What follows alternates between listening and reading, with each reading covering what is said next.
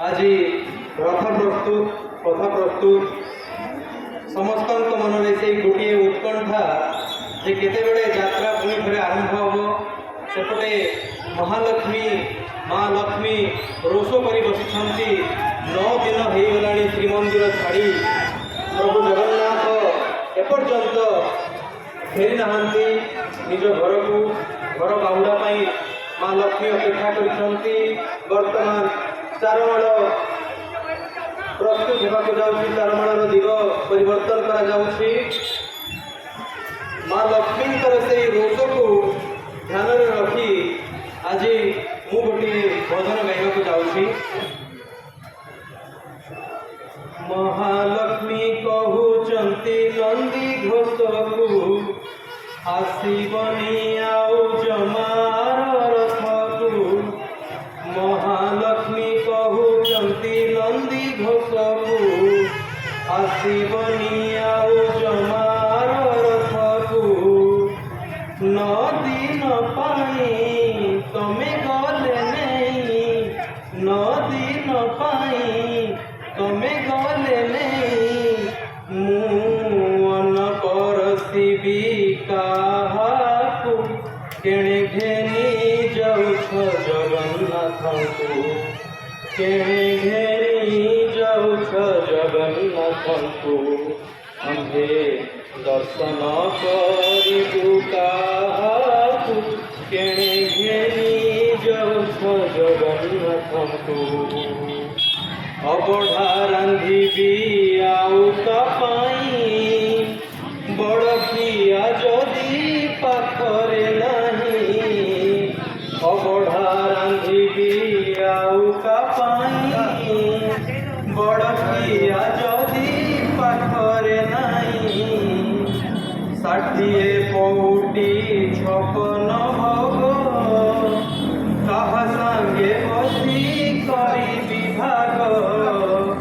पाट पीतांबरी चंदन कस्तूरी पाट पीतांबरी चंदन कस्तूरी मु सुबेश करिबी काहाकु केणे घेनी जाउछ जगन्नाथ को। केणे घेनी जाउछ जगन्नाथ को। आम्भे दर्शन करिबु काहाकु केणे घेनी जाउछ जगन्नाथ को। मुसी ना जाने तांकरी मन केउथिरे खुशी मो प्राण धन। मुसी ना जाने तांकरी मन केउथिरे खुशी मो प्राण धन। मुन मोड़िले प्रभुंक पाद आखिरे तांकर आसे नानिद। से अझट निदन आसिले से चकाखिरे निदन आसिले से चकाखिरे से अझट करिबे काहाकु केणे घेनी जाउछ जगन्नाथ को। आम्भे दर्शन करिबु काहाकु केणे घेनी जाउछ जगन्नाथ को। माँ लक्ष्मी रथ आज भांगा जाऊँगी।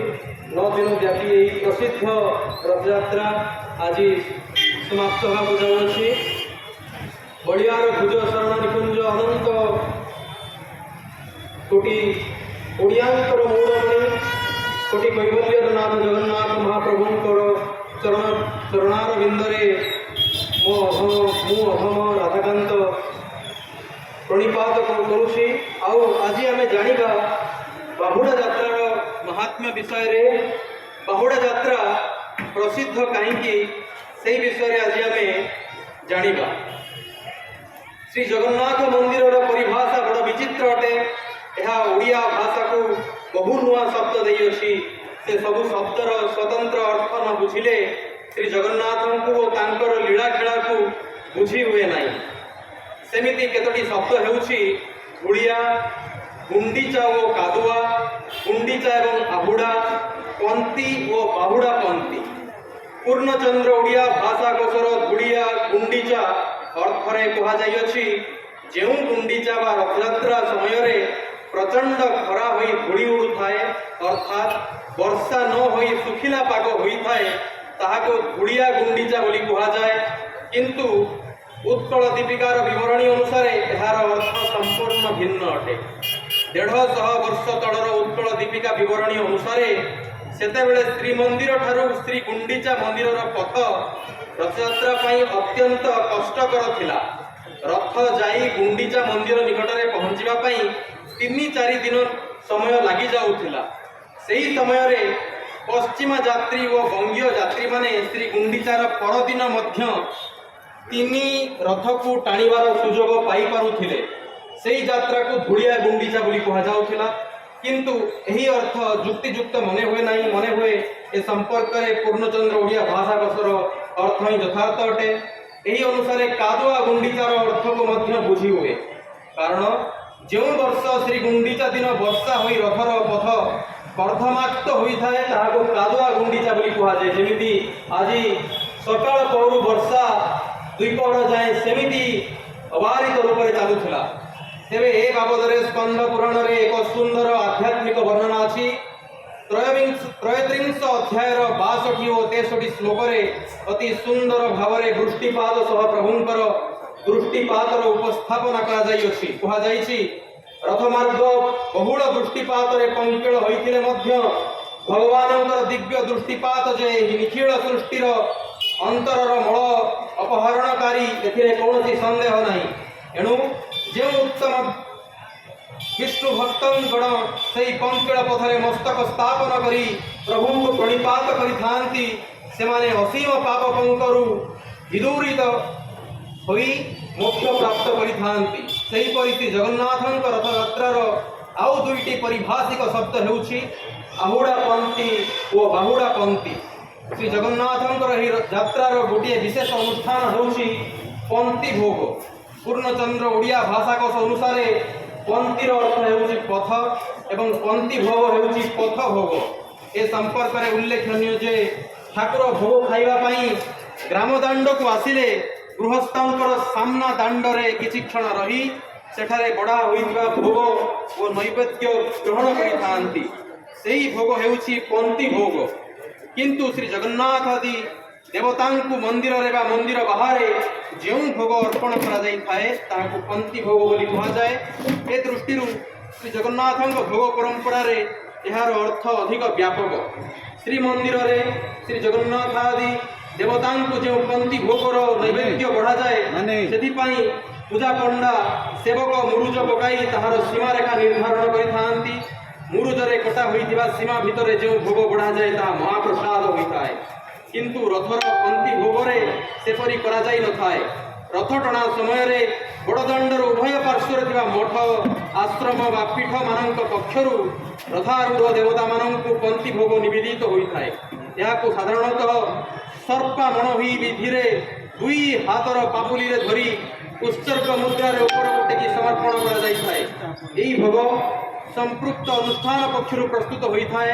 କିନ୍ତୁ ରଥ ଉପରେ ହେଉଥିବା ପନ୍ତି ଭୋଗ ଶ୍ରୀମନ୍ଦିରର ଅଡ଼ୁସୁଆର ସେବକଙ୍କ ଦ୍ୱାରା ପ୍ରସ୍ତୁତ ହୁଏ। ଏହି ପ୍ରସଙ୍ଗରେ ଆସେ ଆହୁଡ଼ା ପନ୍ତି ବା ବାହୁଡ଼ା ପନ୍ତି। ଶ୍ରୀଗୁଣ୍ଡିଚା ଯାତ୍ରାର ରଥ ଭୋଗକୁ ଆହୁଡ଼ା ପନ୍ତି କୁହାଯିବା ବେଳେ ବାହୁଡ଼ା ଯାତ୍ରାର ରଥ ଭୋଗକୁ କୁହାଯାଏ ବାହୁଡ଼ା ପନ୍ତି। ଏ ପ୍ରସଙ୍ଗରେ ଉଲ୍ଲେଖନୀୟ ଯେ ପୂର୍ବରୁ ରଥରେ ଯେଉଁ ସବୁ ପନ୍ତି ଭୋଗ ହେଉଥିଲା କାଳକ୍ରମେ ସେଥିରୁ ଅନେକ ଲୁପ୍ତ ହୋଇଯାଇଛି। ଏପରି 2ଟି ବିଲୁପ୍ତ ରଥ ଭୋଗ ହେଉଛି କେଳି ଓ ମାଣ୍ଡୁଳ। ଏବେ ଏହି ଭୋଗ ଚନ୍ଦନ ଯାତ୍ରାରେ ନରେନ୍ଦ୍ର ପୁଷ୍କରଣୀର ଚନ୍ଦନ ଚକଡ଼ାରେ ହେଉଛି। ଶ୍ରୀ ଜଗନ୍ନାଥଙ୍କ ରଥଯାତ୍ରା ଓ ବାହୁଡ଼ା ଯାତ୍ରାର ଗୋଟିଏ ବିଶେଷ ଅନୁଷ୍ଠାନ ହେଉଛି ପନ୍ତି ଭୋଗ। ପୂର୍ଣ୍ଣଚନ୍ଦ୍ର ଓଡ଼ିଆ ଭାଷାକୋଷ ଅନୁସାରେ ପନ୍ତିର ଅର୍ଥ ହେଉଛି ପଥ ଏବଂ ପନ୍ତି ଭୋଗ ହେଉଛି ପଥ ଭୋଗ। ଦେବ ପ୍ରତିମା ଗ୍ରାମ ଦାଣ୍ଡରେ ବିଜେ କଲାବେଳେ ପ୍ରତ୍ୟେକ ଗୃହସ୍ଥର ସାମ୍ନା ଦାଣ୍ଡରେ କିଛି କ୍ଷଣ ରହି ସେହି ଗୃହସ୍ଥର ଘର ପିଣ୍ଡା ବା ଦାଣ୍ଡରେ ବଢ଼ା ହୋଇଥିବା ଯେଉଁ ଭୋଗ ବା ନୈବେଦ୍ୟ ଗ୍ରହଣ କରନ୍ତି ତାହା ପନ୍ତି ଭୋଗ। ଆଜି ପବିତ୍ର ବାହୁଡ଼ା ଯାତ୍ରା ପ୍ରଭୁ ଜଗନ୍ନାଥ, ବଳଭଦ୍ର, ସୁଭଦ୍ରା ତିନିଏ ପ୍ରସ୍ତୁତ ହୋଇଗଲେଣି। ପୂଜା ଏବଂ ନୀତିକାନ୍ତି କାମ ଚାଲୁଅଛି। ଚାରଣ ମଧ୍ୟ ପ୍ରସ୍ତୁତ ହୋଇଗଲାଣି। वृंद प्रस्तुत हो गले रथ पूर्व प्रस्तुत अच्छी पथ पूर्व प्रस्तुत अच्छी समस्त मन में गोटे उत्कंठा केतबले पवित्र रथ दौड़ी को आम स्पर्श कर रथ को टाणी टाणी नहीं प्रभु सिंह द्वार पाखक नहीं जीवु। प्रभु जगन्नाथ अपार करुणा फल वर्तमान वर्षा बंद रही तेणु रथ कार्य अति शीघ्र संपादन होगा निमंते समस्त मन में से गोटे उत्कंठा रही केतबले से कार्य संपादन हो प्रभु रथरे विजय करेंगे। आग को प्रभुंर अमृत मन ये कथा शुणापी अनेक